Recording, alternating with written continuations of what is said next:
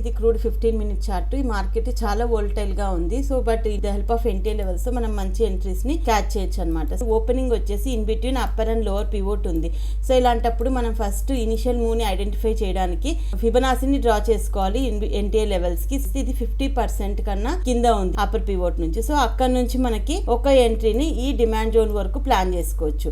But ఈ demand zone ని break చేసింది. ఈ బ్రేక్ చేసిన తర్వాత ఇది కంటిన్యూయేషన్ అనేది జరగలేదు. అంటే ఏ క్యాండిల్ అయితే బ్రేక్ చేసిందో దాన్ని లో బ్రేక్ చేసి ఇమీడియట్ గా ఇన్సైడ్ వెళ్ళిపోయింది. సో అంటే ఈ డిమాండ్ జోన్ దగ్గర ఒక ట్రాప్ అనేది ఫామ్ చేసింది అనమాట. సో ఇలా ఉన్నప్పుడు మార్కెట్లో రివర్సల్లో మంచి మూవ్ అనేది ఎక్స్పెక్ట్ చేయొచ్చు. సో ఇక్కడ నుంచి పైకి వెళ్ళి ఈ లోవర్ పివోట్ దగ్గర రిజెక్షన్ తీసుకొని మళ్ళీ సెకండ్ టైం వచ్చినప్పుడు ఇక్కడ చూస్తే మనకి ఒక ప్రాపర్గా డబ్ల్యూ ప్యాటర్న్ అనేది ఫామ్ చేసింది.